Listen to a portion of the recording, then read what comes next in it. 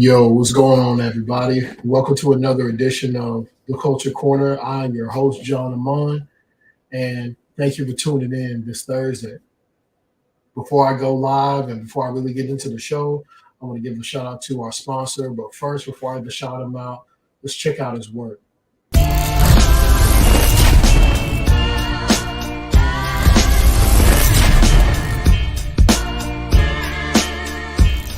Return of the funky man, my first cassette purchase. Studied the lines, proceeded to fill my head with verses. Dare to dream my version of a release. So I put pen to paper, scribble verses to beat. Recited these verses into my decks, built in mic. Yes, sir. So that was our sponsor, Soul Rack. So definitely go back to the basics. That was released on August 11th. You can go to the website to actually purchase this, and the album is called Cassette Tape. This is also featured by the legendary Hakeem Green from Channel Live and Boogie Down Productions, NES. And this was also produced by Wu-Tang affiliate DJ Merciless. So definitely go to the website. You see it at the bottom of the screen, soulrack.com. You can subscribe to all of the music there. Dope artists. Thank you for the sponsor. We love you, man. Much love. So also, we have other sponsors as well. We have My Business and Ritual. You see that in the corner. And then you also have Crown and Calm. If you want more information about these businesses, reach out to me personally or just hit up the Speakeasy page and we got you. All right. So this week, we have a lot of things we're going to be talking about. And there are some things that, we're really going to dive into. But before we get into that, I'm going to let everybody come into the chat and definitely thank you for tuning in. The group is at 12,000 this week. 12,000 members. This is crazy. 2 months ago, we were not even at 300. And then over the course of the last 2 months, 12,000. So I'm thankful for the engagement. Thank you for everybody that's tuning in, that's diving into the group each week. And thank you for your comments, your posts. We want that engagement.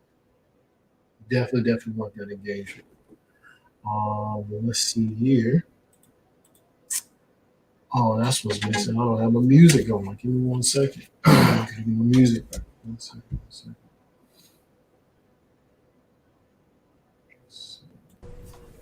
Here we go.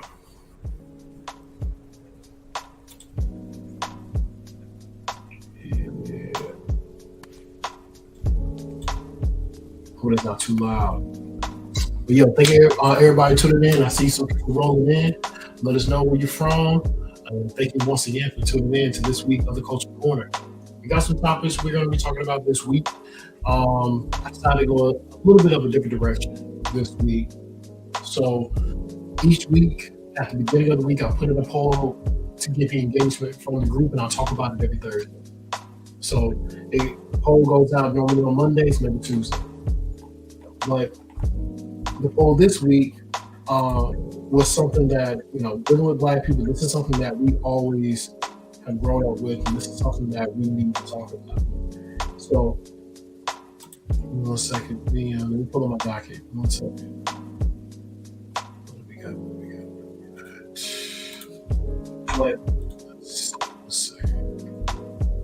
What's something that's... There we go. All right.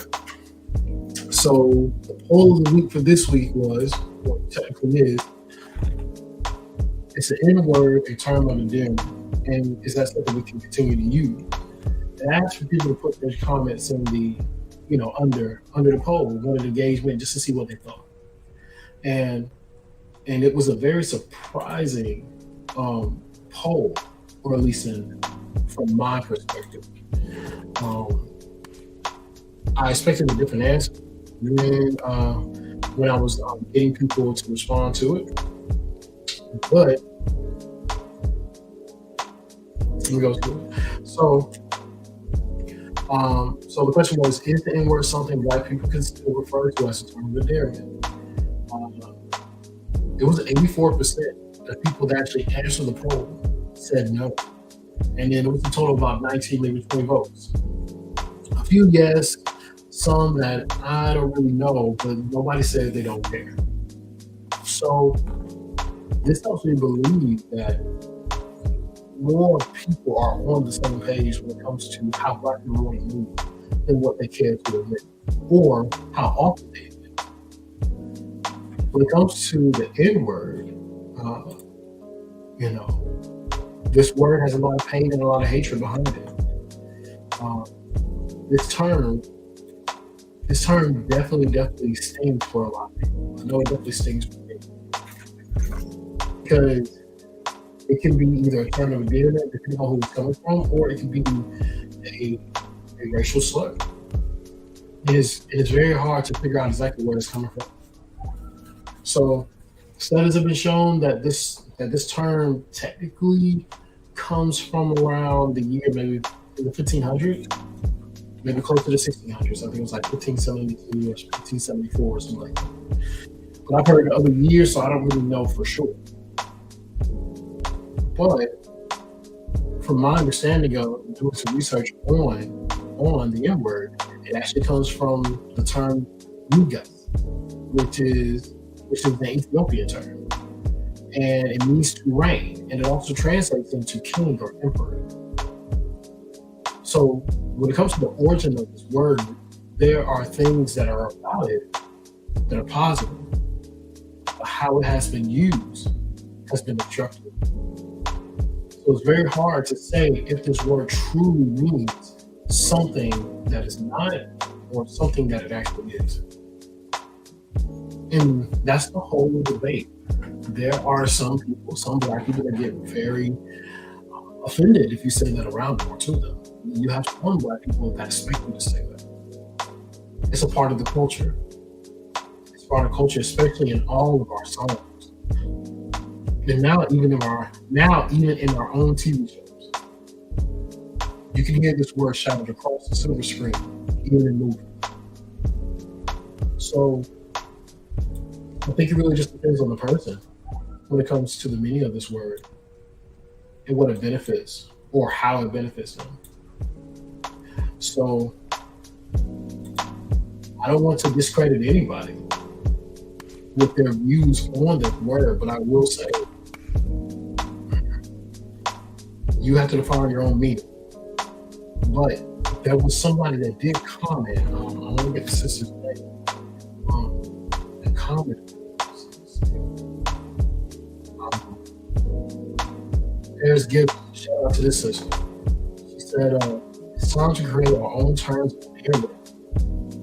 Think about the power that comes from as the collective gets on board with using a term of endearment. Think about when it comes to the 60s and the 70s, during the Vietnam War. DAP or dapping up your brother was something that was created at that time, and it's something that we use until now, even to this day. We dap up our brothers, we dap up sometimes our sisters. so understanding that is very important, and I think it's something that we need to highlight, so we can create more things from there. Ray Professor, what's up, man? She says, "Are we giving it up? Not as a collective, we are not. It holds too strong of a anchor to the Black identity. So the only way to give up something, to truly give it up, you have to replace it with something else. Some things you can go cold turkey with, but this is something you cannot. You cannot go cold turkey with something that means so much. And it has been a part of our identity and our struggle for so long. So I think it really just depends on the person, but as a collective. All the question is, are you and I giving it up? I don't know. As of now, I can't say, or I won't say that I'm going cold turkey. But I am becoming more aware of my words and the power that I speak.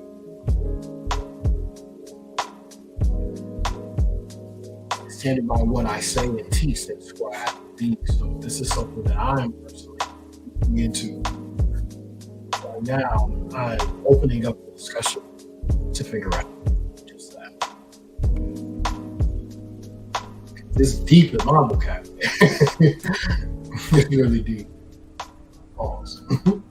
So, um, so yeah, just what it boils down to, it just depends on the person, It depends on the person. But we all have our own individual battles that we have to face, we have to go through. And I think that's something that we need to dive into with ourselves. We do a lot of things alone, we do a lot of things with ourselves. This is something that I think we should adhere to. Now, I think it was different before the word became mainstream because it was a term of endearment that was used within the Black community, but it wasn't monetized nor was it marginalized. It was just something that was said between people that were within the community. But now you have people from other races saying it and they feel that it's okay. Now, the whole purpose and the meaning of the word, how it was reshaped and regained to be a stronghold in our community is now something that's being used to tear us down. So I think as a people we need to consider. We need to consider. Right. But yeah, that was the poll of the week. Is the N word the term of endearment? I would love to hear what are some other terms of endearments that we can come up with as a community that we can use for each other and to each other. Because terms of endearment are literally terms of love. How do you show your brother or your sister that you love them without calling them a nigga? I think it's something that we need to dive into, we need to invest into, because it's a lot of trauma and hate and pain tied to this word. Maybe we should reconsider as a collective. But tell me your thoughts, man. Toss them in the group. I would love to hear it. That would be a great discussion. That would be a solid discussion. Solid discussion.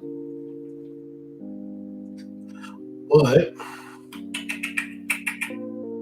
I want to talk about something else that's been a discussion, something that's been popping up in the on the social webs. So there has been terms going around about the pandemic of the single man. so, so there have been things going out on social media talking about the man is falling behind, especially the black man. And this really started to drum up during the pandemic. During the first wave of the pandemic back in people started to understand. Let me turn this down. People started to understand that mental and emotional health was paramount and needed to have more focus. And the people that lacked it, there we go. And people that lack not just the emotional intelligence but the emotional awareness started to fall behind during this time period because you realize that during the pandemic, all we had was within, right? Your heart, your emotions, your mind, your dreams, all these things, because we were all quarantined for some time. So ever since then, the man has been falling behind, the single man. So the rising pandemic is a single man, which I don't think is the case. Well, I can only speak for me and the work that I've done. But the people that have not done the work, the people that are not doing the work, they are falling behind. Because it's no longer the norm to fall behind excuses or to use excuses as to the reason why that you have not healed or grown. Using your childhood or using how you were raised or you were never taught or these things. These things cannot be used as excuses or reasons. They can be used as excuses, but not reasons. This only shows that people are lacking discipline when it comes to when it comes to these things. And no one will treat a man as a man if he lacks discipline. So I don't think it's a pandemic, but I do believe the ones that are worthy of being called to show up as they do are not lacking, are not finding what they need, but we are being roped into this, we are being roped into the collective. All men ain't shit. All men are trash. But all men are. Just like all women are trash. All women ain't shit. That's not true. So that's why I created my company in Ritual, to help with things such as this, to help people see that they need to go through their own phases of life to reach their highest. You have to go through your own phases to understand where you need to be. You have to go through different phases of your life, stages of your life, to see where you need to go. So using hot words or hot buzzwords such as, pandemic, the rise of the single man, or the fall of the single, whatever, you're only adding to the narrative. You're only pushing away any possibilities of someone coming into your life that can treat you the things you need to be treated. That's if you don't already have it. That's for both sides. So I feel that when it comes to this, people find joy in focusing on what is not happening versus what is happening.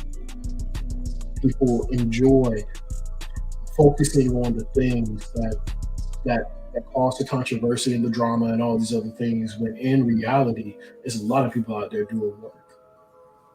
And the people that are doing work are not focusing on this narrative. It doesn't even come to mind, truthfully. When it does, it passes as soon as it's come. So, but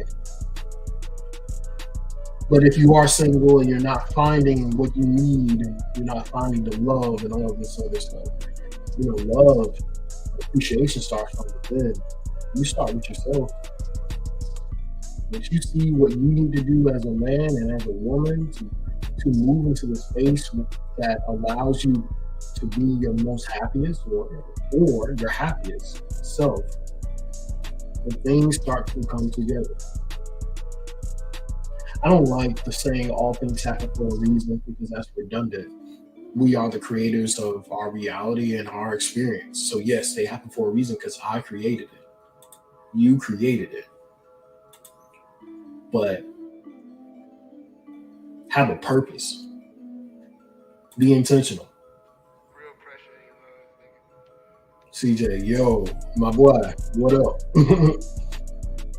So be intentional when you are creating in this space.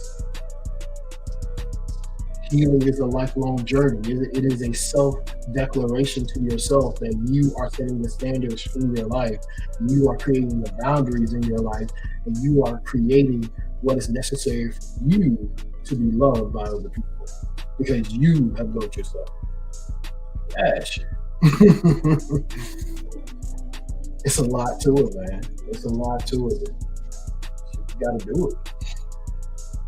And I see more men talking more openly about how they have dealt with suicide or had suicidal ideations. I can't say that we all have, but I know that I've been one of them. And it's all about understanding you, moving you, what moves you. As men, we have to give ourselves that. I made a post sometime last week, maybe early this week, and it said something to the extent that how you were treated in your life is how you show up for the people that matter. That's how men are treated.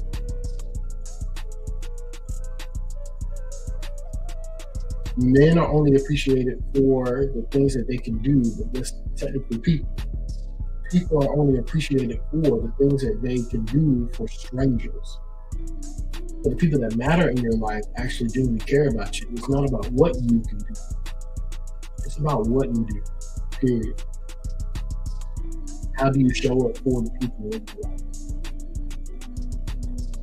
So no one truly gets unconditional love from the world. You get that from the people you earned it from. Even though that is the only love. Unconditional love is the only love, but in the people in your life, you still have to earn that. Because in reality, we all have to earn love from ourselves, especially if we deal with the things that we deal with. That gremlin talks. The gremlin is nasty. It just stays talking to you. But I'm gonna pull up an article I found. It was back in like 2021. It's by Bustle.com. Such a strange name. And it said, and the title I posted is somehow single men stuck more in a pandemic.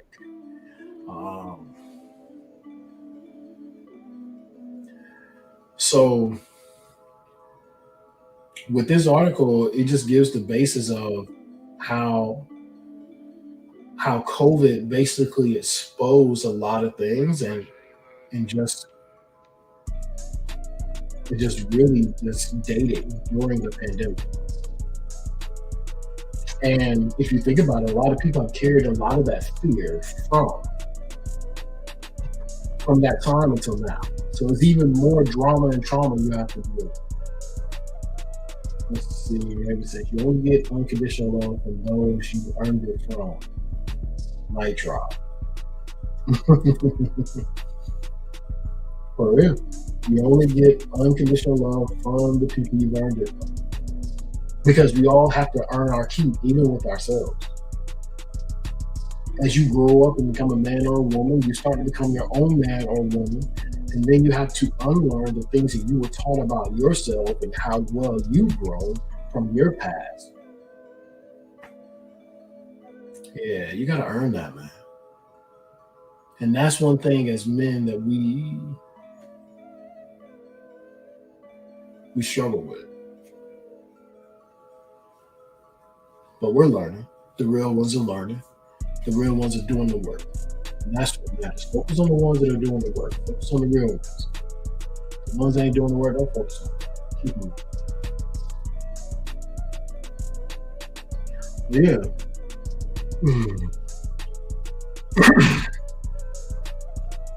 So with that article, it was exposing how emotionally unaware and unintelligent men were during the pandemic. About how men were not taking things seriously, especially with dating. And that fear rolled over into where we are now. So I think for a lot of people, you have to focus on what you need to do and how do you change as a person. How you change as a person. Absolutely. I see so many men trying. Yes. A lot of men are trying. The ones that are trying, those are the ones that need the work. Those are the ones that I call out to. Those are the ones that I willingly or openly want to help. The ones that ain't working, I ain't got nothing for you. To be real.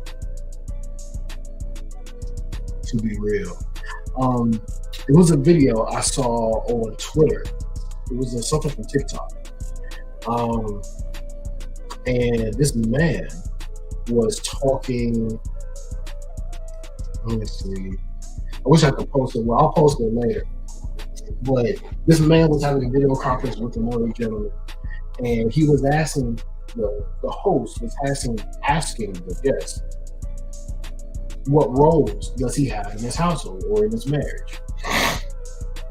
The guest, He's not understanding the question, and he says that I've been married over 20 years and we're happy.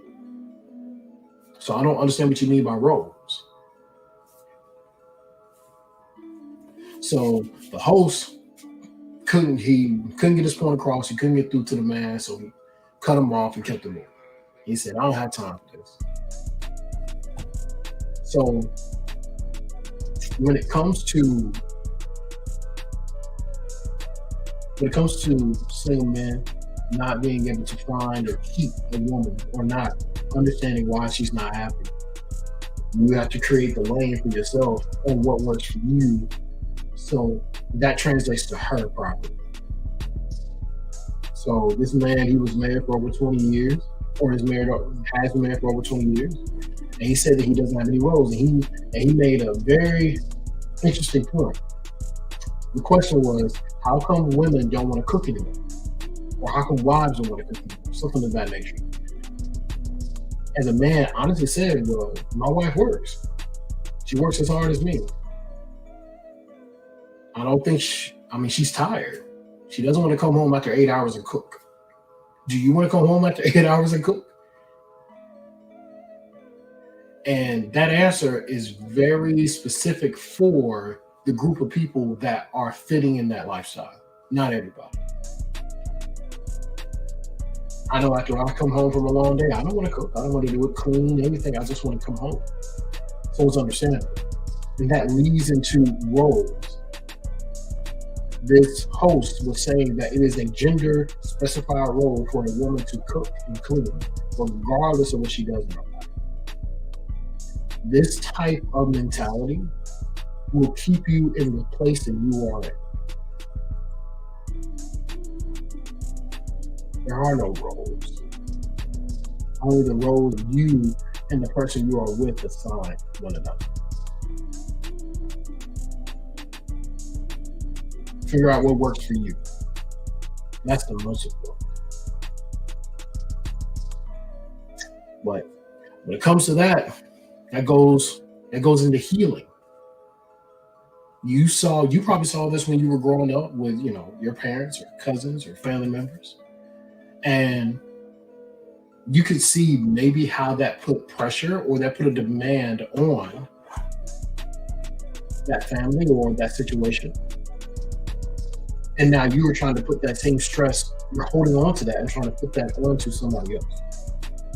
You can't understand why. You can't get someone to do this for you. You have to unlearn these things. And that goes into, when did you heal? Healing is a lifelong journey. It is a self-declaration. And I am choosing my happiness as a top priority in my life so I can be the top at what I do for the people in my life, especially me.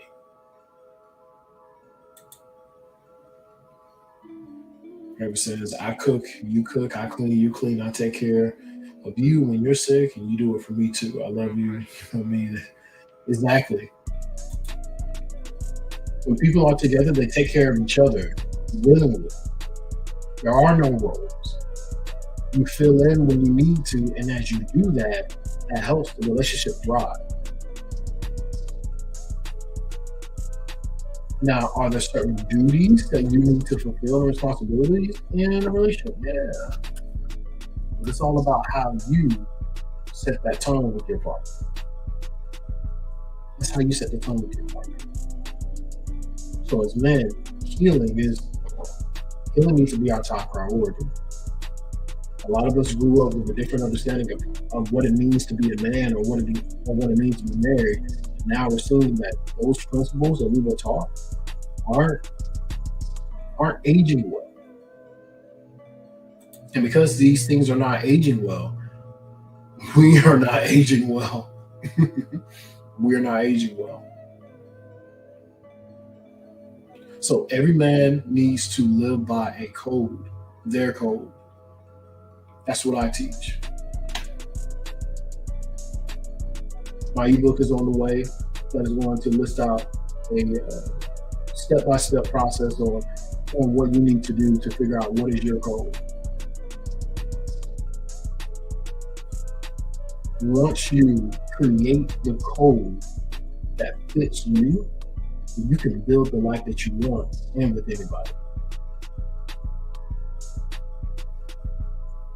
But it's all about doing the work, starting with self. No projection, because we live in a mirror world, we live in a mirror reality. Every time that we see something on social media, we instantly go to comparing ourselves to that. People that have more money, cars, or this or that, we compare ourselves. We can do nothing but compare ourselves. And then we are in competition with other people. We are in competition with ourselves. And we shouldn't be in competition with anybody. Because the whole point of us being with somebody is to have them uplift us, and also we uplift them. So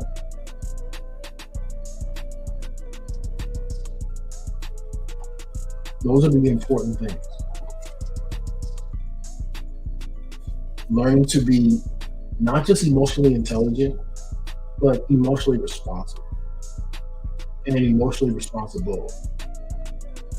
Because you can be emotionally intelligent in all these ways, understanding the emotions of yourself and other people. But when it comes to taking action with those emotions, being responsive and not, responding and not reacting, it's a different ballpark. It's a different game. You might not have the tools to be as emotionally responsive as you should be. I can help you with that. So men might be emotionally intelligent, but are you emotionally responsive? Do you know how to respond to not only understand what she needs, but can you provide what she needs once you understand? Two different things. It's a skill. Love is a skill. You got to learn that shit. Learn the skill with yourself, and you can learn how to do that with other people. You got to teach yourself before you can teach anybody else.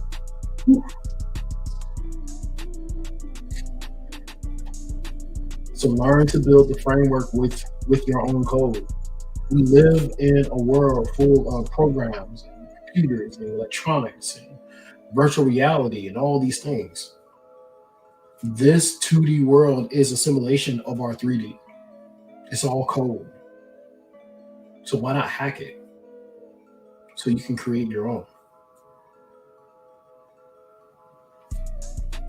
No need to follow online rules or anything like that, or get quick, fast, or whatever like that.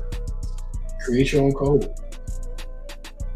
Once you create your own code, you can build anything that you want. But after you create it to build, you have to believe. You gotta believe it.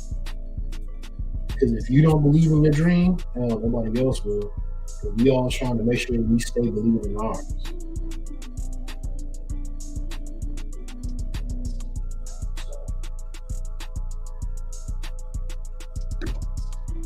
So, where I'm at 34. All right. So I like to stay on until about 45. I don't stay too long, I won't stay too long. But yeah, healing has been something that I personally done, and this is a lifelong journey, and this is something that I'm dedicating my life to, because healing means you grow, healing means you move. If you're moving in that direction, you will get to your destination, and that means you'll get to the next one. You'll get to the next one. But I always like to end the show positive vibe. So affirmation of the week. The affirmation of the week is obstacles create opportunities to overcome. Think about areas of opportunity. These are things that I need to grow in. Once you learn that you can grow in something, this means that you can overcome it. But before you can grow and overcome anything, you have to understand that it is an obstacle equals an area of opportunity. We all have them. That's the whole purpose of our journey. Is to understand what area of opportunity you are in or dealing with. That's the most important. So understanding that. So understanding what your obstacle is, that is going to help you create the opportunity to overcome whatever it is. And by doing so, you can be your best self. You can be your best self. You just gotta believe you. All right. But if you want coaching, or if you want to have a one-on-one with me, or you want to schedule a session, go to my page in Ritual. Okay. Let me see if I can put it here in the chat. Let's see. I'm gonna put it here in the chat and see if I can pin it too. But you can go to In Ritual on all social media platforms from YouTube, TikTok, Instagram, and Facebook. ENRITUAL in Ritual. I have free consultations to get an understanding of who you are and your journey. I work strictly with men just for the safety reasons. If it's a couple, it's a little bit different. I can work with a man and a woman, but I prefer to work with men. This way, it cuts down on any confusion, and it just keeps things very transactional. Because sometimes when you work with people of the opposite sex, they can get attached and things like that. You gotta get that. So, yeah, you can go to my page, book me, or you can go to our Instagram page and book me there. In Ritual. And the website is up and running along with the book and merch. So that's coming along for sure.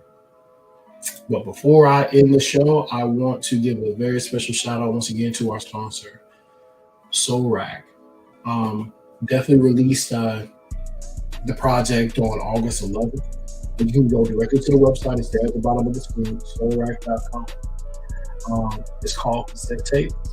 And it's featuring the legendary Hakeem Green with Channel Live and Boogie Down Productions. Yes, produced by Wu-Tang affiliate DJ Merciless. So if you go to the website, soulrack.com. SOULRAC.com.